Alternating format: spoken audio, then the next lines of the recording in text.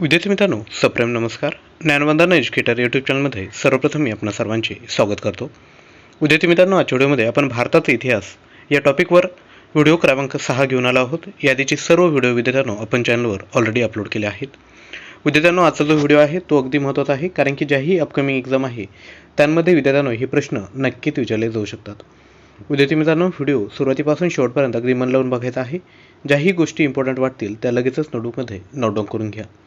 आणि विद्यार्थी मित्रांनो, एक रिक्वेस्ट आहे की चॅनलवर जर नवीन असाल तर नक्की विद्यार्थ्यांनो चॅनल सबस्क्राईब करा, कारण की डेली 4 वाजता आपण विद्यार्थ्यांनो असंच नवनवीन कंटेंट आपणापर्यंत आणत असतो. विद्यार्थ्यांनो, व्हिडिओला सुरुवात करूयात. व्हिडिओतील सर्वात पहिला प्रश्न आहे, राजा राम मोहन रॉय यांनी खालीलपैकी कोणत्या संस्थेची स्थापना केलेली आहे? आपले ऑप्शन आहेत Arya Samaj, theosophical society, Ramakrishna mission की ब्राह्मो समाज. विद्यार्थी मित्रांनो, व्हेरी इम्पॉर्टंट प्रश्न आहे, कारण की खूप साऱ्या एक्झाममध्ये हा प्रश्न ऑलरेडी विचारला गेला आहे. तर लक्षात घ्या, राजा राम मोहन राय यांनी ऑप्शन क्रमांक ड ब्राह्मो समाज या संस्थेची स्थापना केली आहे. आणि विद्यार्थी मित्रांनो, जर तुम्हाला प्रश्न जमत नसेल तर घाबरायचं काहीही कारण नाही, कारण की ज्या चुका होत आहेत त्यातून आपल्याला कुठेतरी शिकायचं आहे. हे प्रश्न जर एक्झाममध्ये आले तर आपल्या चुका झाल्या नाही पाहिजे, हे आपलं कुठेतरी एक मोठं आहे. त्यामुळे ज्या गोष्टी चुकतील त्या नोटबुकमध्ये नोट डाऊन करून घ्या. ह्या गोष्टी एक्झामपूर्वी रिव्हाइज करा. लक्षात घ्या, ह्या गोष्टी तुम्ही कधीही विसरणार नाही. त्यानंतर विद्यार्थ्यांनो, पुढचा प्रश्न बघूयात. क्वेश्चन क्रमांक 2 आहे, खालीलपैकी कोणता दिवस अमेरिकेचा स्वातंत्र्य दिन आहे? 14 जुलै, 14 जानेवारी, 14 ऑगस्ट की 4 जुलै? विद्यार्थ्यांनो, अंदाज व्यक्त करायचा आहे. तर लक्षात घ्या, ऑप्शन क्रमांक डी म्हणजेच 4 जुलै हा दिवस विद्यार्थ्यांनो अमेरिकेचा स्वातंत्र्य दिन आहे. त्यानंतर क्वेश्चन क्रमांक 3 आहे, महात्मा गांधींनी भारतात पहिला सत्याग्रह कोणत्या वर्षी केला होता? आपले ऑप्शन आहेत 1915, 16, 17 की 18? विद्यार्थ्यांनो, अंदाज व्यक्त करायचा आहे. लक्षात घ्या, हा डिफिकल्ट लेवलमध्ये हा प्रश्न येऊ शकतो. तर लक्षात घ्या, महात्मा गांधींनी भारतात पहिला जो सत्याग्रह आहे तो ऑप्शन क्रमांक क 1917 या वर्षी केला होता. त्यानंतर क्वेश्चन क्रमांक 4 आहे, इंडिया विन्स फ्रीडम या पुस्तकाचे लेखक कोण आहे? जवाहरलाल नेहरू, महात्मा गांधी, मौलाना अबुल कलाम आझाद की डॉक्टर राजेंद्र प्रसाद? विद्यार्थ्यांनो, अंदाज व्यक्त करा. इंडिया विन्स फ्रीडम या पुस्तकाचे लेखक कोण आहे? तर लक्षात घ्या, ऑप्शन क्रमांक सी मौलाना अबुल कलाम आझाद हे या प्रश्नाचं योग्य उत्तर असणार आहे. त्यानंतर क्वेश्चन क्रमांक 5 बघूया. वंदे मातरम हे गीत डॅडॅश यांच्या आनंदमठ या कादंबरीतून घेण्यात आलेलं आहे. विद्यार्थ्यांनो, आपल्यासमोर 4 ऑप्शन आहेत, आपण अंदाज व्यक्त करू शकता. लक्षात घ्या, हा प्रश्न ऑलरेडी आपण बघितलेला आहे. जे विद्यार्थ्यांना आधीचे व्हिडिओ बघितले त्यांना या प्रश्नाचं उत्तर यायलाच हवं. लक्षात घ्या, वंदे मातरम हे जे गीत आहे ते ऑप्शन क्रमांक बी बंकिमचंद्र चॅटर्जी यांच्या आनंदमठ या कादंबरीतून घेण्यात आलेलं आहे. त्यानंतर क्वेश्चन क्रमांक 6 बघूयात. 1905 मध्ये इंग्रजांनी बंगालची फाळणी केली, या फाळणीस कोण जबाबदार होते? लॉर्ड कर्झन, जनरल डायर, लॉर्ड रिपन की लॉर्ड डलहौसी? विद्यार्थ्यांनो, बंगालची फाळणी हा इतिहासातील एक महत्त्वपूर्ण घटना आहे. तर लक्षात घ्या, या प्रश्नाचं योग्य उत्तर असणार आहे ऑप्शन क्रमांक ए लॉर्ड कर्झन या फाळणीस जबाबदार होते. त्यानंतर क्वेश्चन क्रमांक 7 बघूया. कोणत्या वर्षी गोवा पोर्तुगीजांच्या ताब्यातून मुक्त करण्यात आला? आपले ऑप्शन आहेत 1961, 1947, 1951 की 1971? विद्यार्थ्यांनो, थोडं इंटरेस्टिंग आहे. लक्षात घ्या, भारताला स्वातंत्र्य मिळालं त्यानंतर विद्यार्थ्यांनो गोवा हा पोर्तुगीजांच्या ताब्यातून मुक्त करण्यात आला होता. म्हणजे ऑप्शन क्रमांक ए 1961 हे या प्रश्नाचं योग्य उत्तर असणार आहे. त्यानंतर क्वेश्चन क्रमांक 8 बघतोय. खालीलपैकी कोणता मुघल सम्राट शेवटचा आहे? म्हणजे जे मुघल घराणं होतं त्यातील शेवटचा राजा कोण, असा हा प्रश्न आहे. अकबर, बाबर, जहांगीर की औरंगजेब? विद्यार्थ्यांनो, अंदाज व्यक्त करायचा आहे. तर लक्षात घ्या, ऑप्शन क्रमांक ड औरंगजेब हे या प्रश्नाचं योग्य उत्तर असणार आहे. त्यानंतर क्वेश्चन क्रमांक 9 बघूयात. सन 1857चा उठाव म्हणजे शिपाईची भाऊगिर्दी होय असे कोणी म्हटले? 4 ऑप्शन आहे आपल्यासमोर, आपण अंदाज व्यक्त करायचा आहे. तर लक्षात घ्या, सन 1857चा उठाव म्हणजे शिपाईची भाऊगिर्दी होय असे प्राध्यापक नर फाटक हे म्हणाले होते. त्यानंतर क्वेश्चन क्रमांक 10 बघूयात. पूर्ण आंदोलनाचा नारा कोणी दिलेला आहे? जयप्रकाश नारायण, राम मनोहर लोहिया, दीनदयाल उपाध्याय की महात्मा गांधी? विद्यार्थ्यांनो, अंदाज व्यक्त करा. तर लक्षात घ्या, पूर्ण आंदोलनाचा नारा ऑप्शन क्रमांक ए जयप्रकाश नारायण यांनी दिलेला आहे. त्यानंतर क्वेश्चन क्रमांक 11. Guilty main of India's partition या पुस्तकाचे लेखक कोण आहेत? मौलाना आझाद, राम मनोहर लोहिया, इंदिरा गांधी की दीनदयाल उपाध्याय.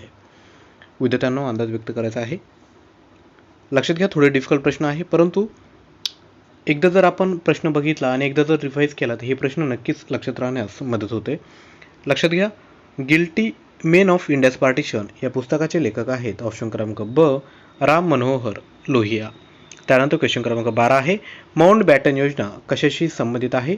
विद्यार्थ्यांनो आपल्यासमोर 4 ऑप्शन आहेत, योग्य आन्सर गेस करायचा आहे. विद्यार्थ्यांनो सोपा प्रश्न आहे, कारण की लक्षात घ्या, जेव्हा आपल्या भारताला स्वातंत्र्य मिळणार होतं तेव्हा ही माउंट बॅटन योजना कुठेतरी अस्तित्वात आली होती. तर लक्षात घ्या, माउंट बॅटन ही जी योजना आहे ती ऑप्शन क्रमांक ब भारत पाकिस्तान फाळणी याच्याशी संबंधित आहे. त्यानंतर क्वेश्चन क्रमांक 13 बघूयात. अगदी सोपा प्रश्न आहे आणि खूप साऱ्या एक्झाममध्ये हा प्रश्न ऑलरेडी विचारण्यात आला आहे. मूकनायक या पाक्षिकाचे संपादक कोण होते? लोकमान्य टिळक, महात्मा गांधी, डॉक्टर बाबासाहेब आंबेडकर की सुभाषचंद्र बोस? विद्यार्थ्यांनो लक्षात घ्या, या प्रश्नाचं योग्य उत्तर असणार आहे ऑप्शन क्रमांक सी डॉक्टर बाबासाहेब आंबेडकर हे मूकनायक या पाक्षिकाचे संपादक आहेत. त्यानंतर क्वेश्चन क्रमांक 14 बघूयात. भारत सेवक समाज या संस्थेची स्थापना 1905 मध्ये कोणी केली आहे? महात्मा गांधी, महर्षी कर्वे, नामदार गोखले की डॉक्टर आंबेडकर? विद्यार्थ्यांनो अंदाज व्यक्त करायचा आहे. लक्षात घ्या, जेही प्रश्न आपण इन्क्लूड केले आहेत ते व्हेरी इम्पॉर्टंट प्रश्न आहे, त्यामुळे प्रत्येक प्रश्न विद्यार्थ्यांनो काळजीपूर्वक बघायचा आहे. लक्षात घ्या, भारत सेवक समाज या संस्थेची स्थापना 1905 मध्ये ऑप्शन क्रमांक क नामदार गोखले यांनी केलेली आहे. त्यानंतर क्वेश्चन क्रमांक 15 आहे, हिंदुस्तान सोशलिस्ट रिपब्लिकन असोसिएशनची स्थापना कोणी केलेली आहे? विद्यार्थ्यांनो आपल्यासमोर 4 ऑप्शन आहेत, श्रीपाद डांगे, भगतसिंह, सूर्यसेन. विद्यार्थ्यांनो अजून एक ऑप्शन आहेत, ऑप्शन क्रमांक 4 खुदीराम बोस. विद्यार्थ्यांनो अंदाज व्यक्त करा. तर लक्षात घ्या, हिंदुस्तान सोशलिस्ट रिपब्लिकन असोसिएशनची स्थापना ऑप्शन क्रमांक ब भगतसिंग यांनी केलेली आहे. त्यानंतर क्वेश्चन क्रमांक 16 बघूयात. 7 वाहनांची राजधानी कोणती होती? मगध, प्रतिष्ठान, हम्पी की बदामी? विद्यार्थ्यांनो अंदाज व्यक्त करायचा आहे. तर लक्षात घ्या, 7 वाहनांची राजधानी ही ऑप्शन क्रमांक ब प्रतिष्ठान ही होती. त्यानंतर पुढे जाऊयात, क्वेश्चन क्रमांक 17 बघूया.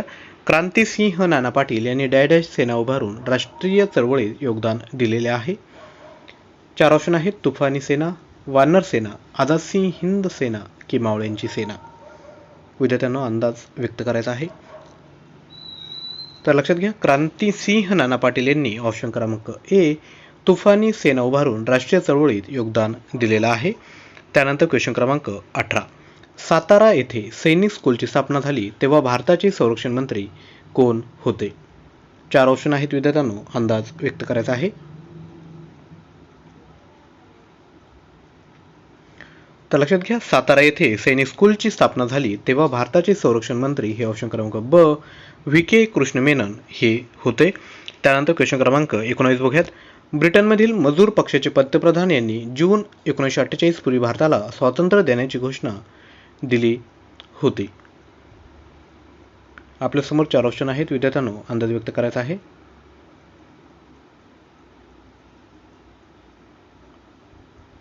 तर लक्षात घ्या, ब्रिटनमधील मजूर पक्षाचे जे पंतप्रधान आहेत ते आहे ऑप्शन क्रमांक ब क्लिमेंट ॲटली. ऑप्शन क्रमांक ब हे योग्य आन्सर असणार आहे. त्यानंतर क्वेश्चन क्रमांक 20 बघूया.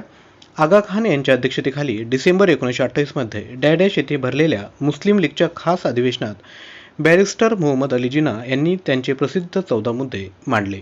तर विद्यार्थी मित्रांनो, कुठेही भरली होती? लाहोर, दिल्ली, कराची की लखनौ?